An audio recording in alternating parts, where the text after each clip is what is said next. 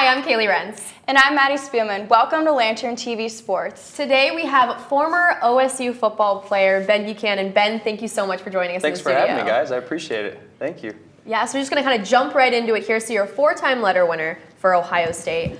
But now, a lot of people don't know what it takes to be an Ohio State football player. So what was it like playing for the Ohio State University? Well, Kaley, my experiences were a little different because I came here in 2008 as a scholarship kicker punter, and I was recruited under Jim Tressel for 2 years, and that was an amazing experience. Really enjoyed everything I learned from him. Played for him for 3 years.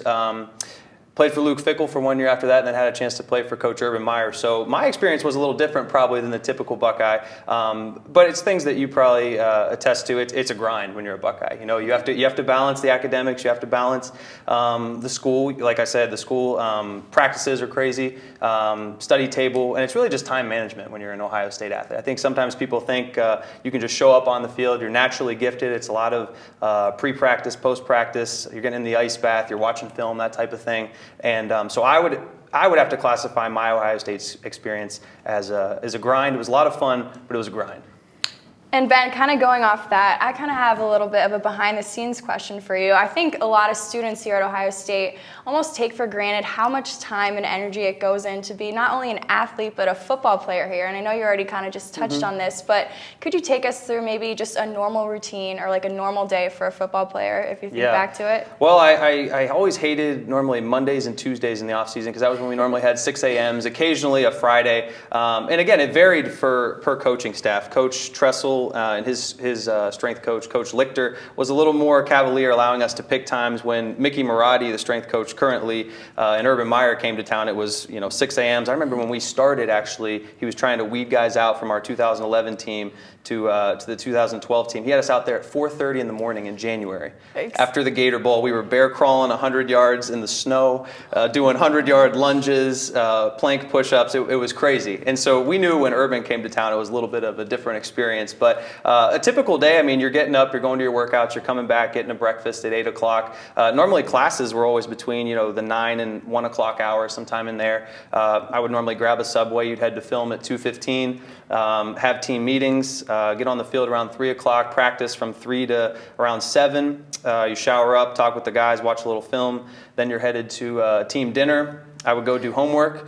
Maybe call my parents, call my brothers, and then that's a full day, and then you go to bed, and then you do it all over again. And then you start all over again. So it was a lot of fun, but like I said, it was a grind, and I think a lot of times people take that for granted, but that's what it takes to be a great athlete at Ohio State. You have to put in the time, so you're going to perform well on Saturdays here. Well, I definitely was not expecting all of that. That's me. Okay, well, thinking about that routine and then your academics, I mean, your GPA speaks for itself. Well, the awards you got, you're up for a 2-time for the Waffle the Warfel Trophy. So you're up for that twice. Yeah. I mean, how did you balance your academics? How did you make school the priority? I think I was blessed to have an excellent role model in my life. My father, Dr. Tim Buchanan, who's a physician in Westerville, Ohio, I always looked up to him so much because he was an excellent athlete in high school. He was a collegiate baseball pitcher at Cornell University. And he kind of personified what it was to be a student athlete. He went to medical school at Ohio State, and seeing how he's able to interact with his patients and be a kind of master healer. I've always respected how he was a great athlete, but he was also a great person, and he was also great in his academics. So I think my parents, I would be remiss if I didn't mention my mom, Stelly Buchanan, an amazing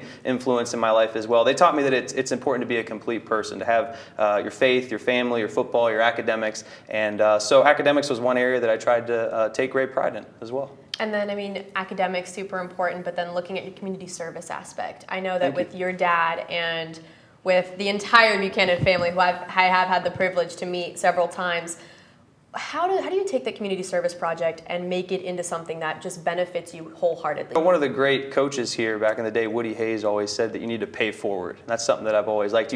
People do things for you in your life. You can't really pay them back, but you can pay forward. And the way that we can pay forward in the society is to, go to the local soup kitchens and feed the homeless. Or I know we talked off camera. We both have been to Honduras, Central America, to some mission trips to feed the hungry and take care of the impoverished, things of that nature. And it's something that it's great for them, but when I came back from those experiences, I felt that I was rewarded and just how the whole experience went. I really enjoyed it. It made me count my blessings when I came back. That mission trip to Honduras, a third world country, you take things for granted, like a paved road in the United States, or when I got to take a warm shower, things of that nature. I didn't have to sleep on a dirt floor like I did sometimes.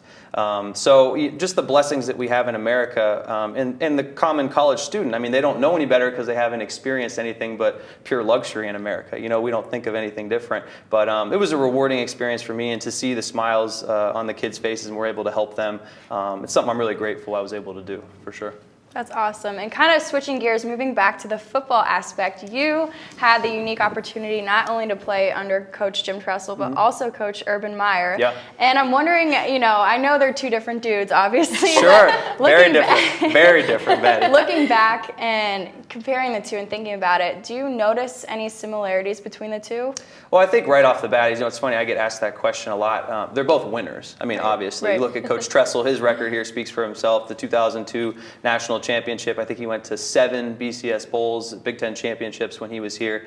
So he had a remarkable run when he was here, as well as some championships at Youngstown State. Urban Meyer is one of the greatest coaches in college football today. 2014 National Championship last year. My last year here, 2012, we were the 12-0 2012 Buckeyes, if you remember. We weren't eligible to compete in the postseason, but we were undefeated. So I know that's a simplistic answer, but I would say they're both winners. They both are have an incredible work ethic. That's one thing I've really taken away from them is they're the first guys into the facility at the Woody Hayes, and they're the last ones to leave. And even I would be remiss if I didn't talk about Coach Fickle. I played for him for a year too. Guy that did a remarkable job of stepping into some big shoes, and he led the team admirably, and I think we all really appreciated what he was able to do. But yeah, Coach Tressel and Coach Meyer, they are different on a number of different fronts, but I would say their work ethic and their drive is an area they're similar. Right, and we as members of the media only get to see Urban through the interviews and kind of how he presents himself to the public. So we're kind of curious: is Urban any different to his players? Does he have some sort of personality, or is he a big softy behind closed doors? I wouldn't call him a big softy. Maybe I would say only maybe Shelley Meyer would know that probably. You're gonna have to get her in the seat if you want to find that out. But Urban's a little more of a jokester, I think, than he lets the public see. He's such an accomplished coach and runs such an incredible program. You expect him to kind of have that bulldog mentality all the time in front of the camera. But yeah, off camera in the facility, a lot of times we would kind of do fun team activities. He would gather the new freshmen in the front of the team meeting room, and then he would have some of his media guys have their rivals.com or scout.com profile pic, and then they would do a celebrity lookalike, and they were always really funny, goofy celebrities they would try to make. So I mean, he does a great job of making it like a family atmosphere, making it really fun at the facility. But make no mistake about it, I mean, he's a guy that expects you to perform well all the time. He expects high things from his student athletes, and he expects to win a lot, which he's doing. He's doing a great job thus far. So then, I mean, looking at the media, you're a part of the media with Football Fever. Sure. And so it just seems there was a lot of hype around the team this year, obviously with the national championships coming in, stuff like that. But the last 2 games, there seems to be a bit of kind of disappointment, almost negativity in some of the media outlets. So as a player, I mean, I know you might have had to deal with it going through interviews and stuff like that. Sure. How can the players keep a positive mentality as they kind of continue in the rest of these games? Well, we had a saying when I was at Ohio State, and it's actually engraved in the back of this ring right here, and we called it a sacred brotherhood. And it's the fact that, there's so many people in the Columbus community, the state of Ohio, even across the United States, they want to get in those walls, they want to be a part of that team, and they are a part of Buckeye Nation, but when it comes down to it, it's just you and your brother when you go out on the field. You have to remember that when you're going into battle. And I think that as long as they can keep that sacred brotherhood and just fight for one another on the field, that's what you have to realize. They fight for the city of Columbus, the state of Ohio. They're doing an excellent job. But when it comes down to it, they're just playing the game of football. They're doing what they're very good at. Obviously, they were recruited at a very high level, and these guys, they have high expectations. They're the defending 2014 national champions, first ever national champions with the playoff system. It was amazing what they were able to do. But the Virginia Tech win was big. We talked to the guys; they were excited about that one. The Hawaii week, you don't want to use it as an excuse, but they had 2 days of practice. Right. I mean, they're banged up, they're tired. I talked to Adolphus Washington on the defensive line. He said that was one of the most physical games they played on the O&D line, just going at it. And their bodies were banged up. They had 2 days to practice. I'm confident with a full week of practice, the game plan that Coach Urban Meyer has in place, they're going to have a really good showing this week versus Northern Illinois. So then, looking at you more specifically, was there ever a time, I guess, because the media just seems to be so hyped around Ohio State, sometimes I just wonder if it actually does get to the players. So was there ever a time in your 4 years with the Buckeyes that maybe the negativity did kind of get to the team a little bit and you guys had to meet back and be like, all right, let's not forget about this? Sure. Yeah, I mean, I can't talk about all the dynamics in the locker room, but I always joke about it because, the 2011 year was a tough year for Ohio State. We went 6-6. It was a tough year before Urban came. I always joke, though, I was the starting punter, so I punted a lot during the 2011 year. I had 70 punts, and I really enjoyed myself in 2011. But I know we want to win games when you come to Ohio State. I think when you're winning, everything's going well, everyone's happy. It's easy. I think it says a lot about your program when you win 38-0 and people are upset with that, right? You know what I mean? So we were talking about that on the show on Football Fever, and it just speaks volumes to the program that Urban Meyer's built at Ohio State off of Luke Fickell and Jim Tressel, John Cooper. I mean, the great coaches that have been here before him. So I think as long as they can keep a positive attitude, should something go bad, should adversity come, I think that's when leadership at the top has to be really important. That's why we have a great coach like Urban Meyer. The 6-6 year, we did have a few little tussles in the team meeting room, in the locker room, reporters saying this and a player saying, that type of thing. But I think as long as you can realize that it's a day-by-day, a week-by-week process, you stay concentrated on Hawaii, on Northern Illinois, Western Michigan, take it week by week, the guys are going to do just fine. Right. So. And, this is a team that has such high expectations coming into each and every season. And, there was a lot of uncertainty into this season. And I'm wondering, were you surprised by Coach Urban's decision to start Cardale over JT? I know I was a little taken aback because they were both in the huddle. Sure. And then all of a sudden you just see Cardale out there. And I mean, it was very... And what was crazy, they said the day of the game, Cardale told... Or they said that... Urban said that he told Cardale 3 days before, like something like you're going in, but Cardale said in the post-game press conference, he's like, I didn't know, whatever. They said get in there, and then all of a sudden he's the starting quarterback for Ohio State. So it was unbelievable. I don't even know how you classify it. There's a amazing spoil of riches at quarterback at Ohio State. You had Braxton Miller, who was in the hunt for a while. He finally decided to go to the H-back position. He's doing a wonderful job there. But you had JT Barrett. He had 45 total touchdowns in 2014. That was a Big Ten record. He was a Big Ten record setter at the quarterback position. He broke his ankle. In comes Cardale Jones, 59-0 versus Wisconsin. He beats Alabama. That was the monkey off the back for Ohio State fans. And then the University of Oregon, they were able to beat them for the college football national championship. So Cardale had only played started 3 games, but they were 3 of the biggest games in Ohio State history. He had done a great job. I'm with you, Maddie. I thought Coach Meyer was going to pick JT Barrett just because he was just that consistent performer throughout the year. He was a record setter. I felt like he runs the offense very well.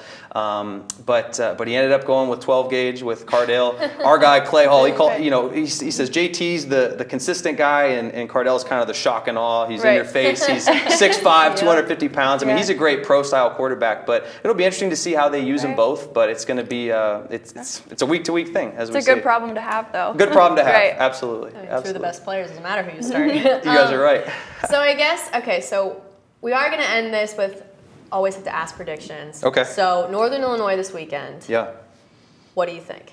I think they're a talented football team. They've had, this is an amazing stat, 5 years in a row they've had 11 wins or more. So it talks about, their consistency the last 3, 4, 5 years. They're the class of the MAC. They're the defending MAC champions. Through 2 games, 47 and a half points per game. I remember reading that. So they can light up the scoreboard. I like the way our defense is playing right now. They're playing silver bullet defense. I think the offense is going to come out and play very well. I think these guys, with, like I said, a full week of rest, recouping, I think they're going to play well. I think Ohio State pulls away. I think it's close early, late third quarter, they kind of pull away. I'm saying Ohio State 42, Northern Illinois 20. Ooh, you're giving Northern Good Illinois win. a lot of points there. You know what? I'll retract it to 17. How about that? There we go. Okay. 17. We can deal with that. I was going to keep them at 10. Ohio State maybe like in the 50s. 40 to 17. What do you think, Maddie? Are you somewhere in between? I just want them to win, honestly. A win's a win for me. I completely agree. I'm not a win. Right. I completely agree. So I'm going to throw both of you off. Okay. I have one killer question. It's the toughest question I've ever been asked my whole life. Oh, man. All right. If you could high five one person, dead or alive, Wow. who would it be? See, tough question. You first or me? You got me? it. Probably, gosh, this is right off the top. Probably LeBron James, because I want to see if I can jump that. I want to see if I can jump that high to reach it, probably. I want to meet him, and I want to see if I can get that high. We'll see. So, what about you, Maddie? Oh man, gosh, Kaylee, that's a really hard question. Honestly, I'm gonna go with Beyonce. Ooh, Nice. that's a good one. You know, like I'm The why? Beyonce. What's the why, though? Because you know what? She's queen to she's me. queen. I'm queen. a fan, and She's queen. Yeah, She's I mean, I gotta correct. go with Beyonce. Basic, I know, but. Well, Maddie, we were meant to be co-hosts because I said Jay-Z when someone asked me.